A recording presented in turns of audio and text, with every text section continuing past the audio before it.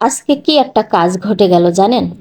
আমার হাজব্যান্ড দুপুরবেলা মাছ নিয়ে আসছিল। তো ওই টাইমে খাবার টাইম, তা বললো যে ফ্রিজে, নর্মাল ফ্রিজে রেখে দাও, পরে কেটে নে।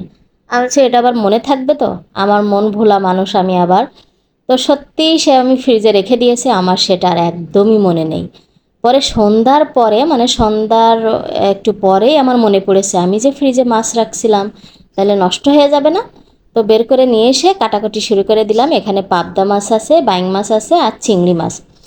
তো কেটে ধুয়ে পরিষ্কার করে নিয়েছি, এখন এটা আমাকে ফ্রিজে ওঠাতে হবে। তো দুপুরের কাজ আমি করতেছি রাতের বেলা, কি একটা কাজ হয়ে গেল না আজকে। যাই হোক, সন্ধ্যার পরে আমরা আবার বের হয়েছি একটু বাইরে। বাইরে একটু হাঁটাহাঁটি করব। ওর বাবা আমাদের নিয়ে একটু বাইরে বের হয়েছে, আমরা তো প্রায় প্রতিদিনই বের হই। তো আজকে আবার বলতেছে কি খাবা বলো, বার্গার খাবা না হচ্ছে আমি আসলে একটু ডায়েটের মধ্যে আমি চিন্তা করতেছি, একটু কম কম খাওয়ার চিন্তা করি এখন। তো আমি বললাম না, এসব আমি খাবো না। তুমি আমাকে একটু মুড়ি, ভাবছিলাম একটু মুড়ি মাখা খাই, তারপরে ভাবলাম না, ছোলা মাখা খাই। তো এসে একটু ছোলা ঝাল ঝাল করে ছোলা মাখা খেলাম। কারণ কেন জানি আমার ওই বার্গার, মেয়ে বলতেছিল বার্গার খাবে, আমি বললাম ও খাবে না হয়তো বা এখন বলতেছে, বাট নিলে দেখা যায় আমাদেরই খেতে হবে, আমারই খেতে হবে।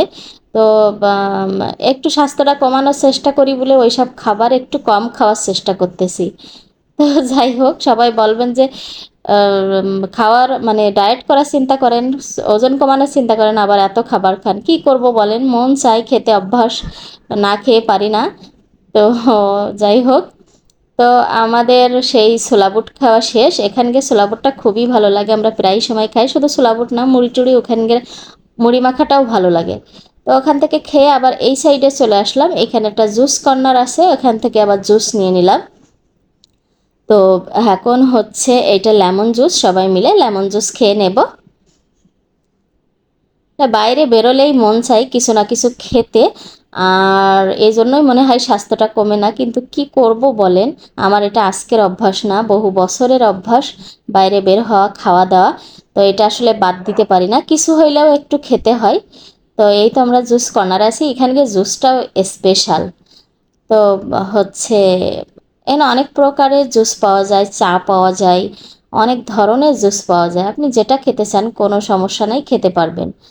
দেখা যায় রেস্টুরেন্ট আছে এখানে, মানটাও ভালো, আবার দামটাও কিন্তু কম।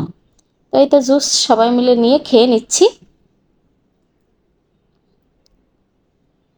তো আর কি, এই ছিল আমার ছোট্ট একটা ভিডিও, কেমন লেগেছে সবাই কমেন্ট করে জানাবেন।